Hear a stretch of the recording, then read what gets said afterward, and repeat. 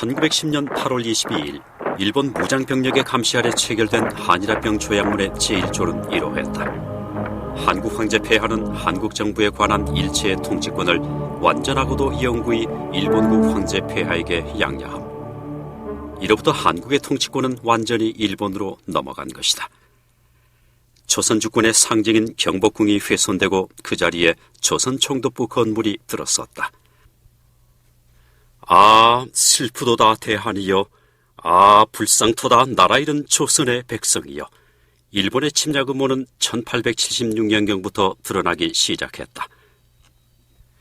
운양호 사건으로 강화도 조약이 체결되고 이에 따라 개항된 부산, 원산, 인천은 한국인지 일본인지 구분이 안 될 정도였다. 그래도 아직은 서막에 불과했다. 지배층의 착취와 일제의 횡포로 농촌 경제가 어려워지자 농민들의 불만은 커졌고 그 불만이 동학농민 운동의 불씨가 됐다. 이후 일본은 이 운동을 빌미로 한국의 군대를 주둔시키게 됐다.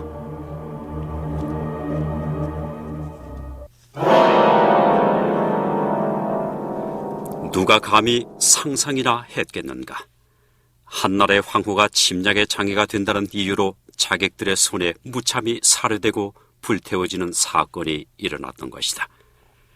그런데도 2년 2개월 만에 국장을 치러야 했으니 조선은 이미 지고 있는 태양이었다.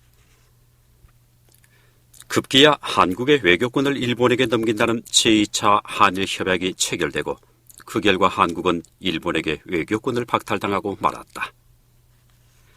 한국의 외교권을 박탈한 일본은 이후 군대를 해산시켰다.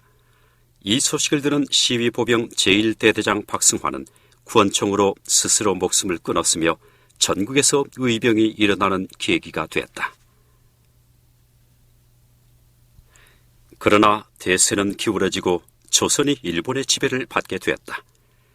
일제는 독립운동의 싹을 자르기 위해 각계 인사를 체포하는 등 공포 분위기를 조성하고 한국인을 위압하기 위해 관리와 교원에게까지 제복을 입히고 칼을 차게 했다.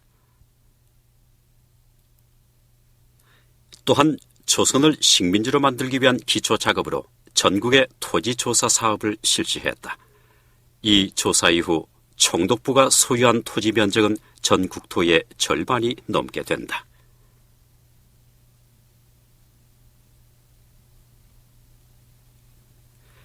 심지어 일본은 모든 한국인을 일본인화하려는 정책을 펼쳤다. 그들은 일본 국왕에게 충성을 맹세하는 황국시민서사와 신사참배를 강요했다. 뿐만 아니라 일상생활에서 일본어를 사용하도록 했으며 일본식 성명을 쓰지 않을 경우 그 자네가 학교에 다닐 수도 물자를 배급받을 수도 없게 했다. 당시 조선 백성들이 겪은 고통을 어찌 다 말로 표현할 수 있겠는가.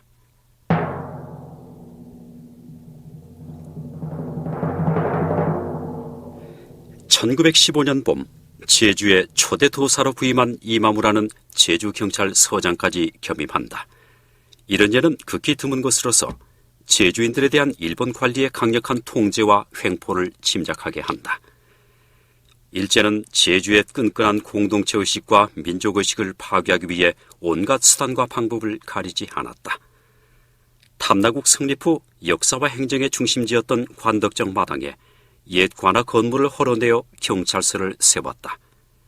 또한 일제는 고양부 삼성의 탄생 설화가 깃들인 삼성혈을 측량한다며 순사들을 동원하여 마구 짓밟기도 했다. 일본 국왕이 있는 궁성을 향해 동방요배까지 강요당했던 조선의 백성들. 이런 우리 민족의 아픔이 곧 제주인들의 아픔이었다.